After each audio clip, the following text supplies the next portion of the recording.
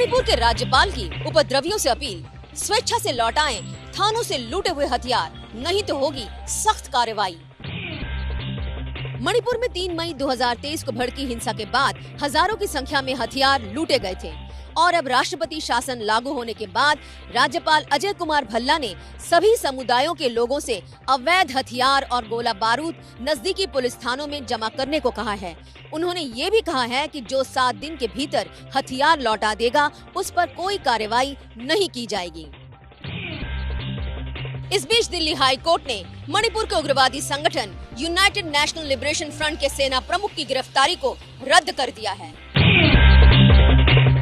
विवादित शो मामले में महाराष्ट्र साइबर ने समय रैना को भेजा एक और समन। 18 फरवरी को बयान दर्ज कराने नहीं पहुंचा था समय रैना। साइबर सेल की टीम समय रैना को अब तक 3 समन भेज चुकी है। इससे पहले भेजे गए दोनों समन में समय रैना हाजिर नहीं हुआ था। सोशल मीडिया पर समय रैना की एक क्लिप तेजी से वायरल हो रही है, जिसमें वो कहता हुआ दिख रहा है कि लगता है कि समय खराब चल रहा है। इस बीच स्टैंड अप कॉमेडियन शाश्वत महेश्वरी महाराष्ट्र साइबर सेल पहुंचा और अपना बयान दर्ज कराया। जम्मू कश्मीर, उत्तराखंड और हिमाचल समेत पहाड़ी राज्यों में फिर सक्रिय हुआ पश्चिमी विक्षोभ। कई इलाकों में बर्फबारी से बड़ी ठिठुरन। कश्मीर से लेकर उत्तराखंड की वादियां एक बार फिर बर्फबारी से गुलजार हो गई है। जिधर नजर घुमाओ उधर सिर्फ बर्फ ही बर्फ नजर आ रही है। कश्मीर के बारामूला, कुपवाड़ा, सोनमर्ग में ताजी बर्फबारी से हालात बिगड़ गए हैं। सड़क पर कई इंच मोटी बर्फ जम गई है, जिसे स्थानीय लोगों को परेशानियों का सामना करना पड़ रहा है। हालांकि दूर दराज राज्यों से आए सैलानी अचानक हुई बर्फबारी से बेहद खुश दिखाई दे रहे हैं। मौसम विभाग का कहना है कि पहाड़ों में अभी अगले 2-3 दिनों तक मौसम ऐसा ही बना रहेगा। मैदानी इलाकों में सर्द हवाओं के चलने का अनुमान है।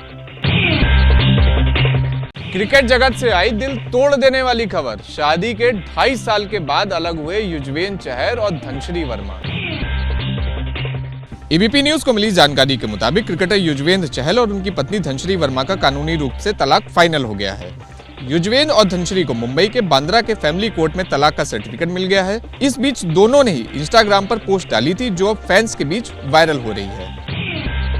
धनश्री और युजवेंद्र ने 22 दिसंबर 2020 को शादी की थी। लंबे समय से दोनों के बीच में अनबन चल रही थी।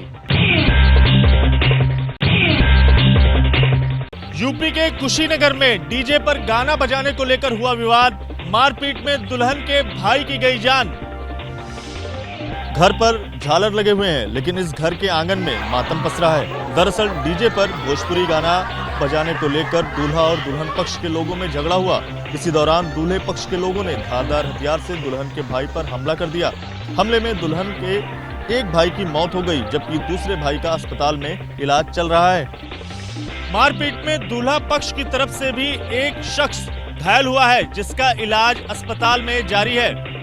दुनिया बदल रही है और ये भारत के लिए ला रही है इन्फिनिट अवसर, जिसे हम कहते हैं मिनट इन्फिनिट। आइए आइडियाज ऑफ इंडिया के मंच पर समझें इस मिनट इन्फिनिट को। 21 और 22 फरवरी abplive.com पर।